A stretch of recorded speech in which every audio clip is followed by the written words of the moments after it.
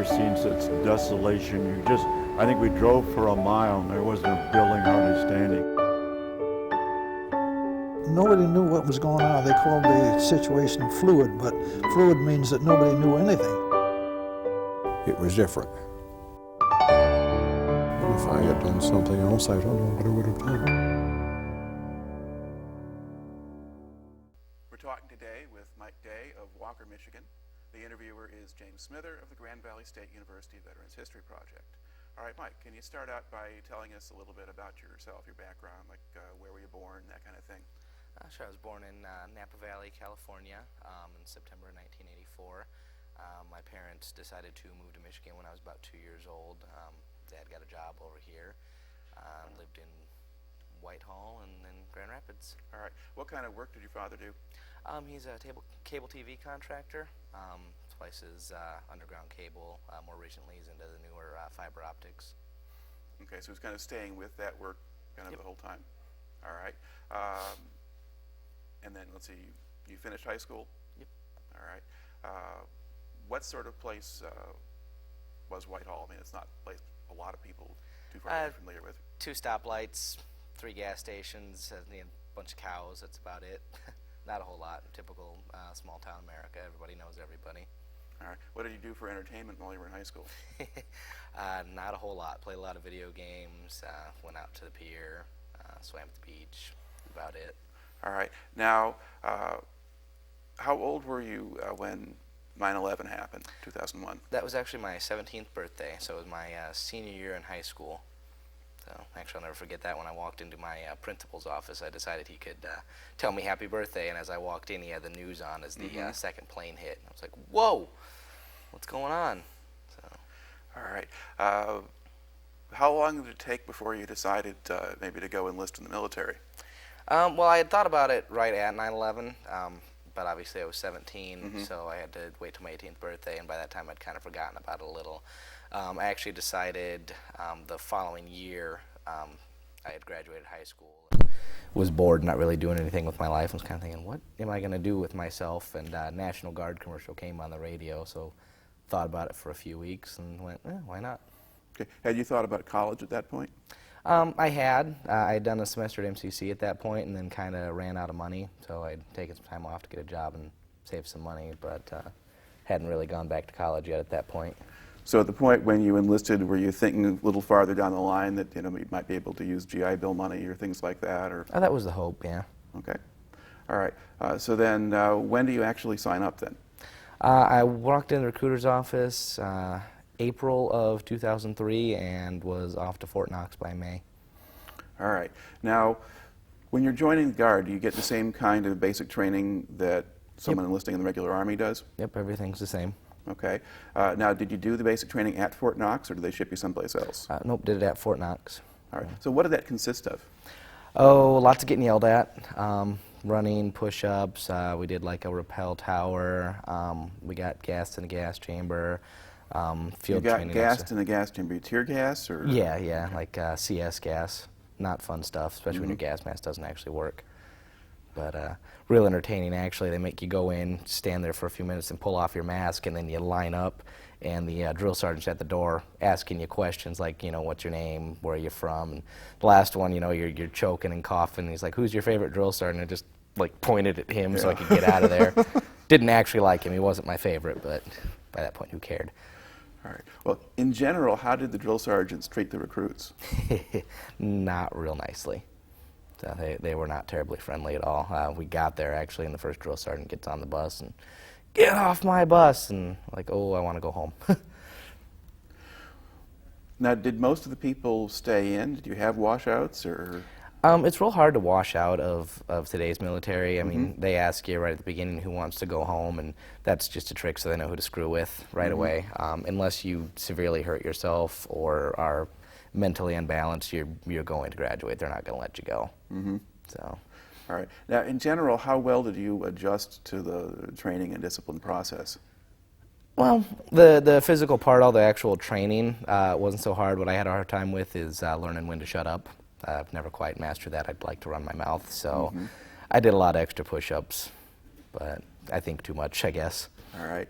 Now, how long did that basic training phase last? Basic training was 9 weeks, broken up into 3 phases, red, white, and blue phase. Red phase is like they're beating you nearly to death. Then white phase, they lean out a little bit. And then blue phase, you finally get to make a phone call. So then maybe go to the PX or, you know, have some free time or whatever. All right. Now, at the end of those 9 weeks, do you just go home? Do you get more advanced training someplace else, or what do they do? At the end of 9 weeks, we got a one-day pass. My family came down, my girlfriend, and then I had some friends that were actually in town visiting their sister at the time, so hung out with all of them for a day, and then they shipped me off to Fort Leonard Wood, Missouri, where I did another 5.5 weeks of advanced training to learn to drive trucks. All right. What was that experience like? A lot different, actually. We had a lot more freedom. We could go to the PX. We were allowed to have like candy bars and stuff. I got my cell phone back like the 3rd week, which was absolutely awesome. And we finally started getting weekend passes, which was cool. It was just so nice to leave and get a hotel room and a bunch of junk food and sit there and watch cartoons for a weekend and not get yelled at. So. Was there any place to go around Leonard Wood? There was a small mall, there was Walmart, and then a bunch of strip clubs. So, but since I wasn't old enough to drink, I didn't really go to any of them. So. Right. But let's see, is that near any particular city or town of any size, or is it kind of out nowhere? I'm not sure what's around there actually.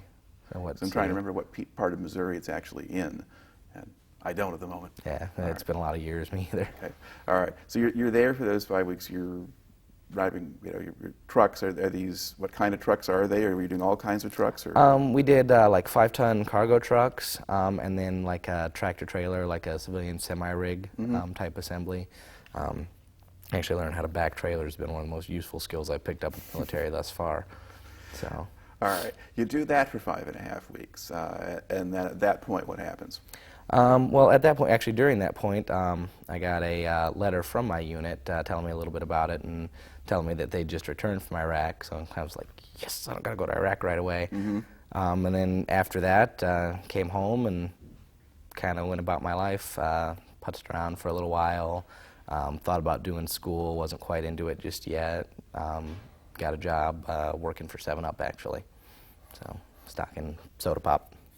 Okay, so at this point, you're in the Guard, but you're not mobilized or whatever. You're not on active duty. So what obligations do you have, or what do you do with them until the point when you do get activated? Up until you get activated, it's the typical 1 week in a month, 2 weeks a year. Periodically, like particularly with transportation unit, other stuff will come up that you can volunteer for. We did a lot of work 1 year hauling equipment back and forth for the Air Force, actually, between Selfridge Air Force Base over by Detroit and up towards Grayling and Alpena area. All right. And then do you get weeks or whatever where you go for additional training or anything like that? Just our 2 weeks in the summer, typically. Every now and then we have like a longer weekend drill that's like a Friday, Saturday, Sunday instead of just a Saturday, Sunday. Okay, and the 2 weeks in the summer, is that at Grayling or? Yep, it's always at Grayling. Okay, and what do they have you do there? Be bored a whole lot. My first year was actually pretty cool. We were out in the woods in tents. We actually dug foxholes and manned fighting positions and did patrols and stuff. But more recently, it's been like a simulated FOB experience in which we're in the barracks in the actual cantonment area, and periodically they play like a air raid siren that's like, oh, the Iraqis are attacking, but compared to the actual experience of Iraq, it's a joke. So it's ridiculous. A FOB experience. Yeah. So what's a FOB experience? Forward operating base. It's basically they simulate like that Camp Grayling is a base in Iraq. All right, and someone starts shooting at it. Yep. But Okay. they only do that from like 9 to 5 usually. So after 5, you can go down to Lake Marguerite and rent a kayak, and the real war zone experience. Okay. Now, at a certain point, you do wind up getting sent over to Iraq. Going to tell us how that comes about? Well, that's actually kind of a funny story. I was still living with my parents at the time, and I had since quit working for 7-Up. And my father and I had been going back and forth, like, you need to either go to school or get a job or, get the hell out of my house. And so early one morning, our retention NCO, Staff Sergeant Harper, calls up and answers the phone and says, "Special stay, next weekend you need to report to the 1461st. And I said, why? He says, well, you're part of that unit now. Why? Well, you're going to Iraq with them. Why? Special stay, stop asking me why. Why? That's exactly how that conversation went. So at that point, I get off the phone with Sergeant Harper. My dad comes downstairs, and I go, hey, guess what? I found a job. And then my family kind of cried a little bit. And then the next weekend, I reported to the 61st and did a few drills with them, and then off to Camp Atterbury, Indiana. All right. Now, at this point, what did you actually know about what was going on in Iraq, or what impression did you have of it? Mostly I knew what I saw on the news, which was woefully inaccurate.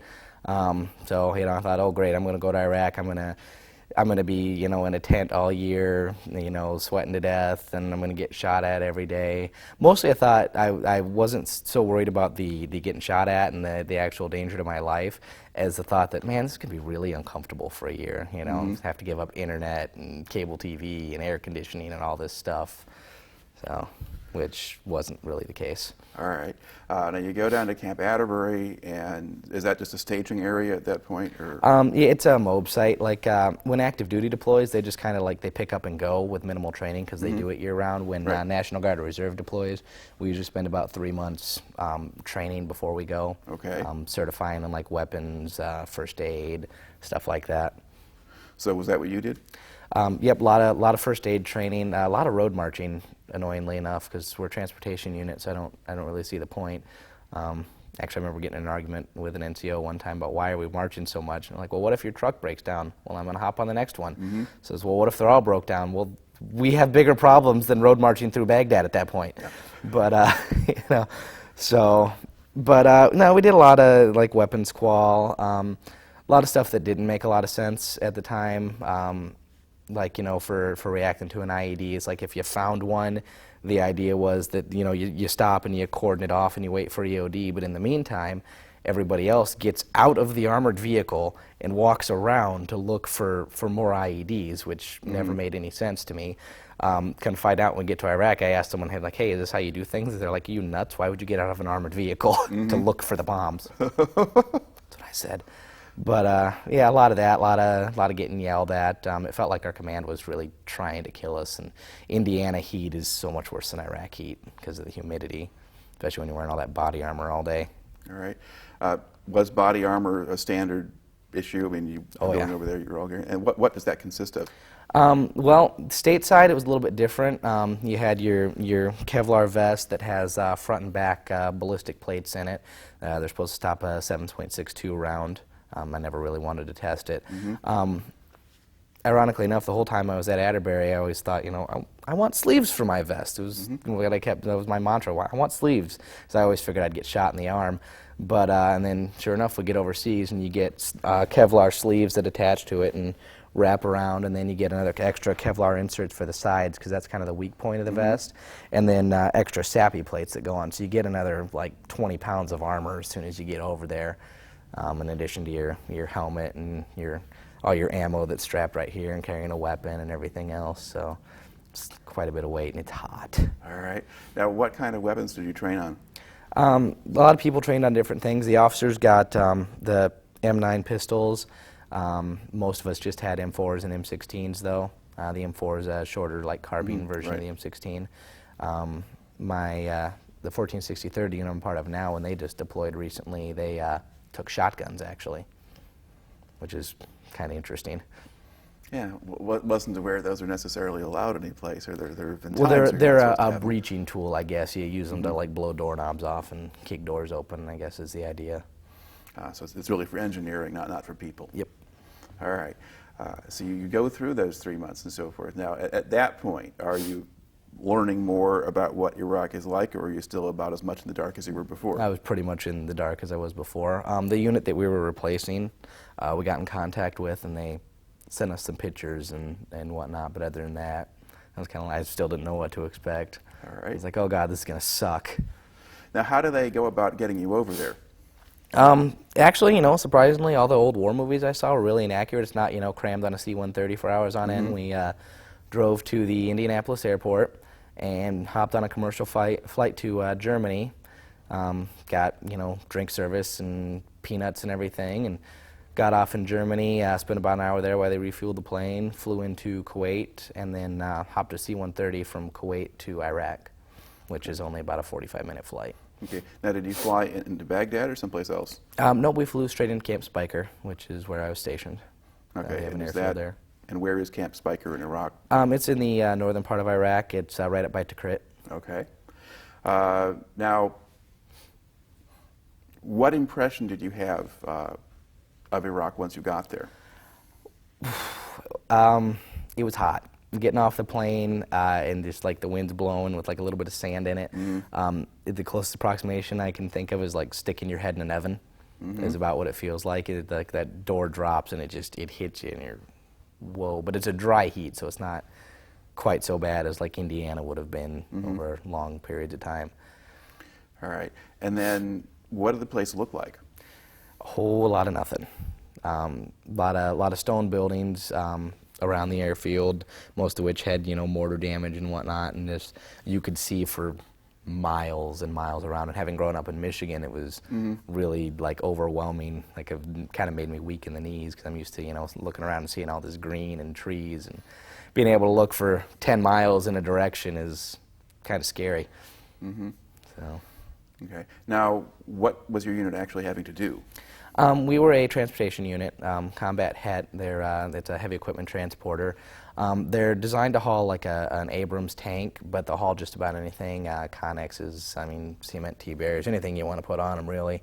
And we did. We hauled anything, you name it, we hauled it, from pallets of water and MREs to actual tanks a couple of times to, you know, cement T-barriers or construction equipment. All right. Now, who's there on the base with you? A little bit of everybody. There's some Air Force on one side of the base. There's a couple of Marines floating around. There's a few British soldiers there who don't like being harassed because they have funny accents. They will fight you for it. But a little bit of everybody. It's a joint service base. You got Iraqi Army that's floating around here and there. All right. Did you see much of the Iraqi forces themselves? Not until the very end of my deployment did I get to interact with any of the locals, but yeah, I saw a few of the Iraqi Army here and there at different FOBs that we went to. Okay. Now, where did you go in Iraq? Did you just stay close to that where area? didn't I go? All the way, like as north as you can go in Iraq, down to Baghdad. In fact, my first mission was to Baghdad, which was a little scary. All right. Can you describe that a little bit?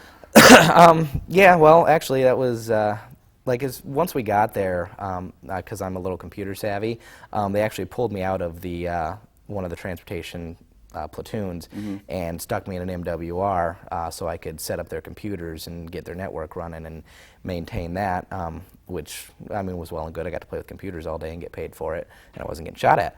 So, but I made the mistake of making it run without me, so then they sent me back to the truck platoon. So my platoon sergeant comes to me and goes, "Hey, I got a mission for you this afternoon." And okay, where am I going? He said, "Camp Liberty." I'm like, "Where's that?" "Baghdad." Oh, so you know, we've been there a couple months. I still know nothing about the country. So here I am cruising down the road. I've got every piece of armor they'll give me. I mean, my neck protector's cinched up around here, body armor's cinched tight, Kevlar's cinched down. I got my weapon locked and loaded right here, and I'm just driving like this. I'm scanning for everything. I knew someone was going to try and kill me that night, but they weren't gonna, because I was gonna see them first, and I was gonna get them. And then nothing happened. The very next mission, you know, helmet's off over here, weapons kind of sitting over there somewhere. Vest is loosened up a little bit because it's hot, and I got the tunes playing as I'm like cruising down MSR Tampa drinking a Pepsi, you know. So. All right. Now, when you're driving, are you in the vehicle by yourself, or do you have somebody with you? Nope, we have a truck partner. Hats actually have to be operated by two people, and the Army's big on what they call the battle buddy system anyway, so it's usually teams of two for everything you do. All right. And so the person you were teamed with, was he dressed like you were on that first trip, or was he a lot more casual? No, he'd been doing it a while since we got there, so no, his Kevlar was off, his vest was open a little bit, and he was laughing at me the whole time. I'm like, "Dude, you don't understand, man. They're going to try and kill us." So, well, what basically, when was this that you were doing this? What year? Or? This was 2006. Actually, about the time I was running that particular mission was November of 2006. All right. And what was the general climate at that point? Was this a dangerous run? Did people still get shot at, or had things quieted down? Or It hadn't really started to quiet down a whole lot yet. I mean, it's always dangerous in Iraq. You know, everywhere you go, there's IEDs and insurgents and stuff. But you know, in terms of what you see on the news, like, oh, people are getting shot at every day. I mean, someone's getting shot at every day. It might not be you though. We ran more missions than not where either we found an IED and waited until EOD came out and disarmed it, or nothing at all happened. Very, very seldom, if ever, was I actually shot at. Okay.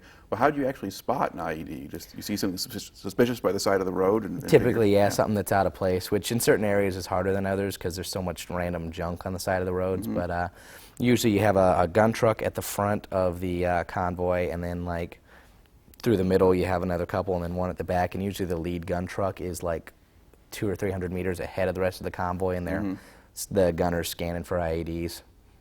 So, and usually they're the ones that find them. So. All right. And by then they had some idea of what they were looking for, I guess. Yep. Yeah, usually you look for like wires sticking out, or like recently disturbed dirt, or just anything out of place. Okay. Now, on any of the trips that you were actually on, did anybody get shot at or anything like that? Yep, I got shot at once, actually, which was really surreal. I'm driving along, and these green things are zipping by, and couldn't figure out what the heck it was. And I'm like, oh, they're tracers, and nudged my truck partner awake. He was, drooling in the passenger seat, and said, hey, someone's shooting at us. He's like, oh, I'll call the gun trucks.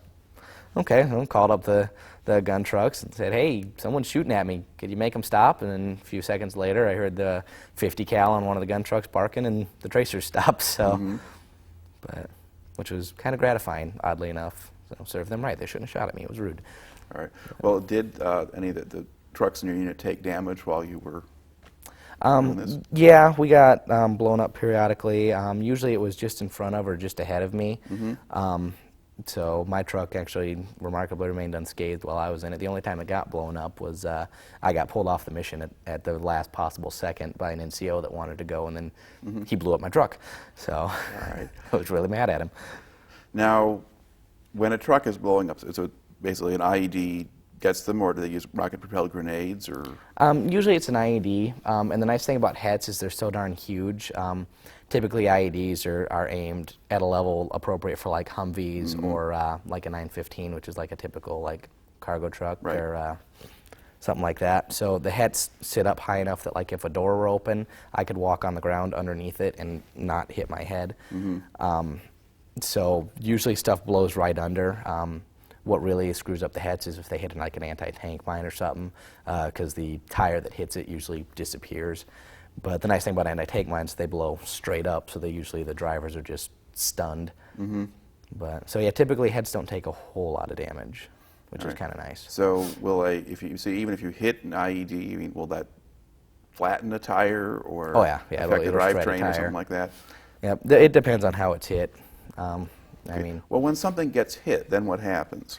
Well, if the vehicle can still move, they keep on going. I mean, unless something's on fire or you got like a lot of flat tires. Right. What usually happens is with the trailers, there's 40 tires on them, so if you blow out so many tires, you have to stop and change them on the side of the road. But typically, if the truck's disabled, what'll happen is the wrecker will come and grab the actual tractor part of it, and then we usually have another tractor or two that runs bobtail, which means they don't have a trailer.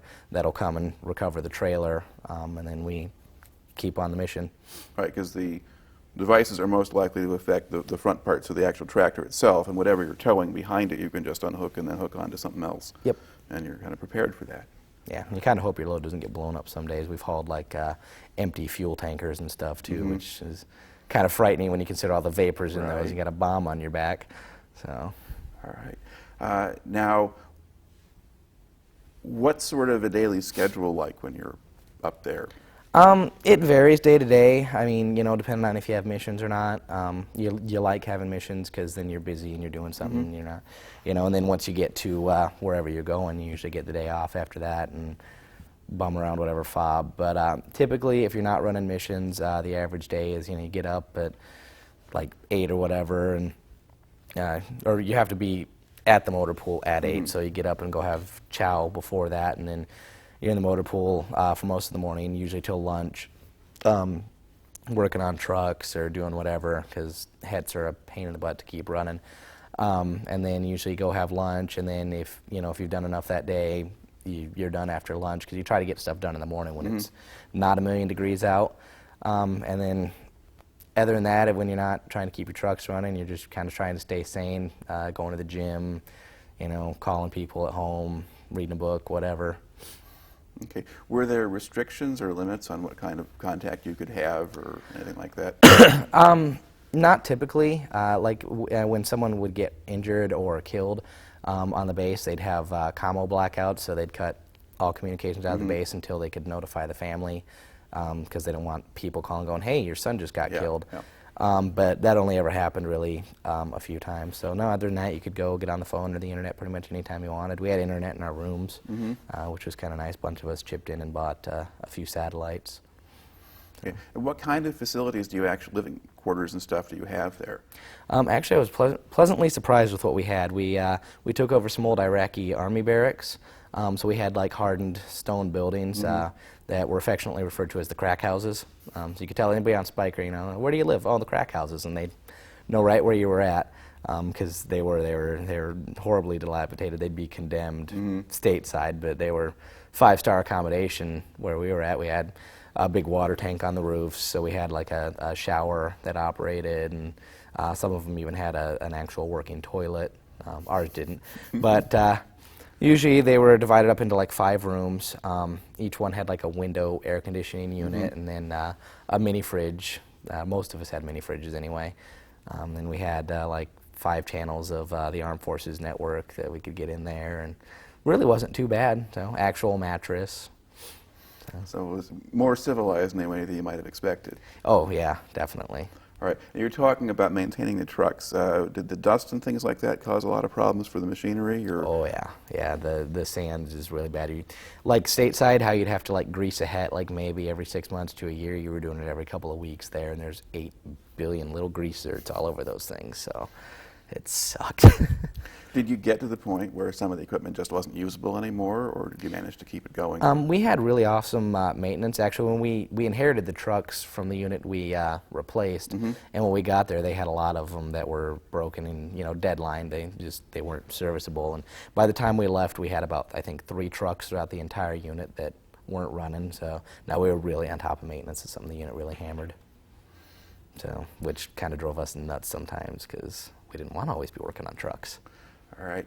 Now, are there particular places that you went to on these different missions that tend to kind of stand out in your mind, or that were distinctive from others, or was one of these bases pretty much like another? No, they were all different. Like Camp Liberty, actually, you may have just seen that in the news recently. That was my very first mission. That one was cool because it had a Popeye's chicken and a big PX that was like walking into a Target, and they had a slushy machine, which was just awesome. And then you had places like up north, like Merez had like a hot sandwich bar at the Chow Hall that everybody was quite fond of. I was pretty happy at Speicher, really, because we had a Taco Bell. It was one of like 3 fobs, and in Iraq they had Taco Bell. So, but they were all different.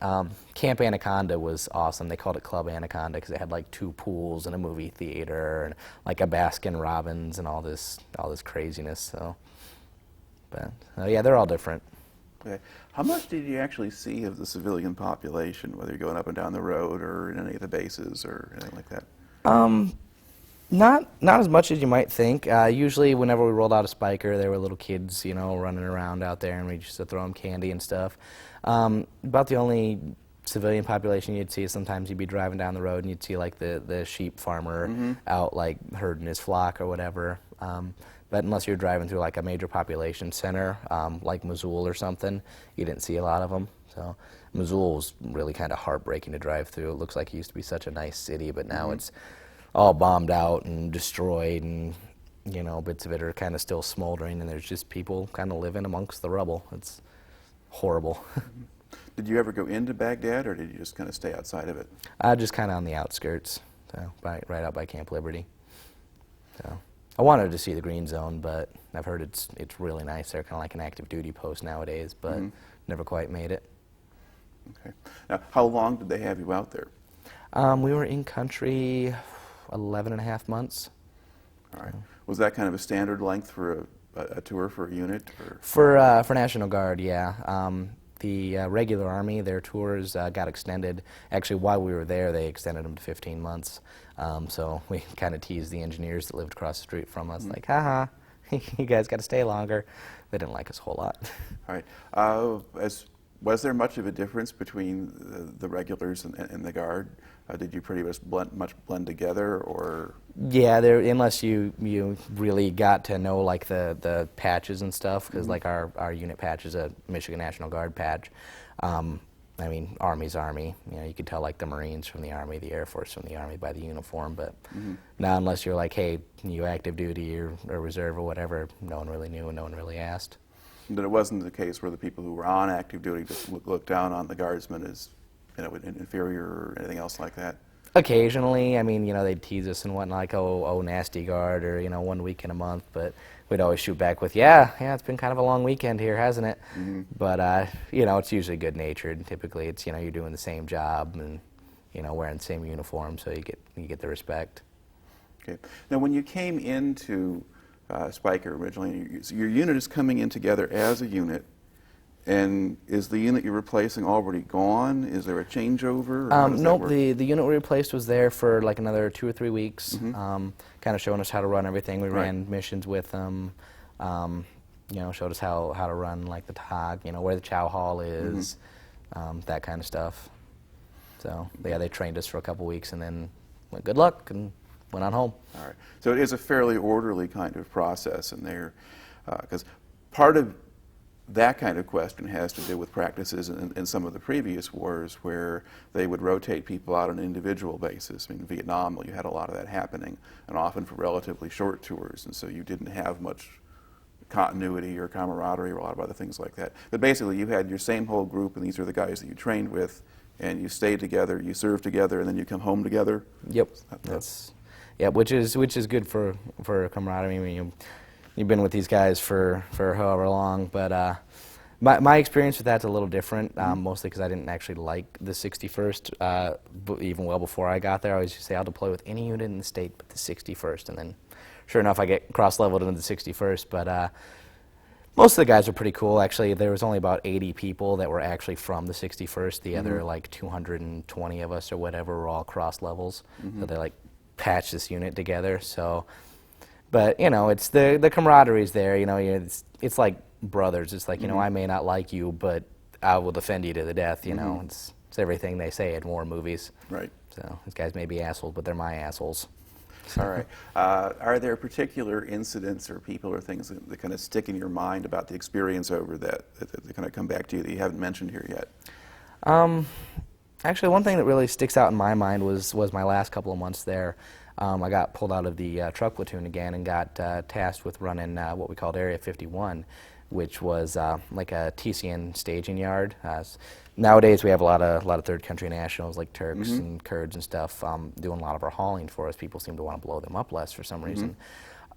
So we had a big yard right on the very perimeter of Speicher where they could come in and park for the night and get food and water and ice and whatnot. And I did that for the last couple of months I was there. Me and 6 other people were in charge of like 500 third country nationals and a small workforce, local nationals and a couple interpreters. That was actually a lot of fun. Used to wander around the yard and find UXOs and, you know, kind of interact with the people. And what's a UXO? Unexploded ordnance. A lot of times when they shoot mortars and stuff, they land in Area 51. So, which then when you find one, it's kind of a dilemma. It's like, well, I could call EOD, but then they're going to be here and shut up my yard for the next 4 hours, and I got stuff to do. Or I can pluck it and toss it over the fence. So you kind of waited. If it looked like it'd been there a little while and might not explode, you're like, eh. Well, did they ever explode when you tossed them over the fence? Nope. Oh, good. Fortunately, I probably wouldn't be standing here, actually. So. Right. So these were these people, are they civilian contractors, essentially, or? Yep. Like third country, like, you know, Turks and Kurds and such. Just people who needed work. Yeah, and they get paid, I think it's like $250 a month, or, you know, some pittance here, but they're making like, you know, $200,000 a year in their money, so. Okay. Now, when they drove, did they get escorts or convoy protection, or did they just drive? Yep, typically they got gun trucks and stuff too, so just in case. But yeah, they had a lot less incidents than us, so. But interesting people. That's a whole other culture. All right. Now you get to the end of your 11 and a half months.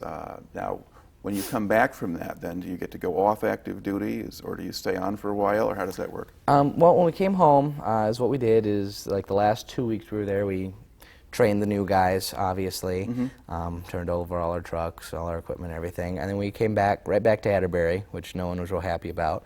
Actually, you know, same commercial flight back. I called my parents as soon as we landed in Indiana. I said, hey, I'm on U.S. soil, and Mom finally started breathing again. But we spent 4 days at Camp Atterbury, kind of demobbing, you know, doing all the paperwork and whatnot, and then they put us on buses and brought us back to Jackson and marched us out and stood us on a parade field while Granholm said way too many words, and a couple generals said way too many words, and then our commander came out and said the word we'd all been waiting for, which is dismissed. And they released us to our families, and we got, like, I think 3 months off where we didn't have to do anything military, in which my hair got down to here and my beard was huge because I didn't have to worry about it anymore. And then we went back, had 2 more drills with the 61st, and then everybody went back to their own units. Now I'm back with the 1463rd, so out of Wyoming, right over here. All right. Now, once you did get back, what did you go do next? Kind of sat around for a while. I remember actually the day I got home, I just kind of wandered around my house and my property, just kind of like looking at stuff and like touching things like they weren't quite real. So I spent a couple days in shock. Went and saw a bunch of friends. Did some drinking. Did a lot of drinking. Bought a motorcycle. Mostly just, you know, had fun, lived it up for a while. Started MCC, that's the community college there in Muskegon, that following, I want to say, fall. Did that for a while, and then came to Grand Valley. All right. What sort of issues or problems have you run into in terms of just readjusting to civilian life? I mean, oh boy. Well, the VA told me for a while I was an alcoholic, because I like, you know, I didn't think so. I like to go out and drink a couple nights a week when I got home because I was having a good time. I'd been getting shot at for a year, you know. But the big thing is, like, the military, like, positive values in the military, being able to, like, get angry at the drop of a hat and be ready to fight and ready to go because you kind of need it for survival. Kind of toning that back down when you get back is really hard. I know it's still giving me some problems. I've definitely had some issues readjusting there. After a while in a combat zone, you get used to not showing a lot of emotion either, which is really, really rough on relationships. You don't sleep well some nights, but yeah, readjusting to normal society is really hard. It's definitely an ongoing process, so even now. all right. Now, you're still in the Guard at this point? Yep. Okay, and you re-enlisted, was that? Yep, just re-enlisted for another 3 years. Okay. What was the reasoning for that? You know, I'm not sure, actually. I wasn't done yet. So, and the bonus was nice. But mostly I just didn't feel like I was done yet, so. Which was odd, because I know when I was in Iraq, I was like, enough of this crap. As soon as I get home, as soon as my ETS hits, I'm done, I'm out. The heck with this. And then as I got closer, I was like, well, all right, 3 more years. All right. What kind of advice would you have for somebody, say, who's coming out of high school or whatever, who's considering joining the Guard or the Army or something like that? What would you say to them? Given the current political climate, don't. I think it's good for some people. I mean, the military is real good for discipline and direction, and you really can't beat the benefits that you get out of it. It's definitely something that'll make you a stronger and better person. Just don't go into it going, oh, I'm going to go into the Guard and I'll hang out and never get deployed, right. Or you know, I'm gonna take this MOS that, you know, like as supply, and I'll never see any action. Our supply clerk actually got blown up. So, you know, realize what it is going into it. You know, it's the armed services. Your entire purpose of being is to go in harm's way so other people don't have to. So, but your supply clerk got blown up? Yep. How did that happen? He liked to go on missions from time to time, so he could feel like he was doing something, and sometimes he needed to deal with supply people on different bases, so he'd hop a convoy here and there. So, and he actually got blown up once. Never got him off the fob again. So he's not physically blown up. Oh, no, himself. no. We only lost one guy. We had one guy get killed, and then one guy got pretty badly injured. So. Was that explosions or snipers or? Yeah, explosions. IED is what killed Sergeant Soper. So, ironically enough, he found 22 IEDs, and it was the 23rd, I believe, that killed him. But he's also the guy that's responsible for me sitting here today. He actually found one night that would have taken my head off. So. No, was he somebody who'd been in the Guard a long time, or was he? Soper, no, he was fairly young. Was he from another unit that joined with you when No, you were in Edinburgh? he was 61st. Okay. So he was actually one of the few native 61st guys. So, yeah, good guy, real good guy. So, saved a lot of lives. All right. So for you to look back on the whole thing now, I mean, how do you think the whole experience has wound up affecting you? Oh gosh, it's definitely made me a stronger person. Maybe not quite so friendly a person as I used to be. It forced me to grow up finally, which was something I had struggled with up until that point. So I was kind of immature, kind of naive. So I see the world a lot differently nowadays, and I definitely have a lot more support for our armed forces. The whole time I was in the military, I was here, didn't really like it a whole lot, but nowadays I have a deep respect for the guys that do what we do. And where do you want to go from here? What kind of career do you want to get yourself into? Well, actually, I was planning on doing something with computer science, what I came to Grand Valley for. But after the first semester, and after having been in Iraq, I can't bring myself to do a desk job anymore. I don't feel like I'm making the difference doing that. So now I'm actually looking at a career in law enforcement. So I'm going to try and be a police officer. All right. Well, thanks for taking the time to come in and talk to me today. Thanks for having me. All right.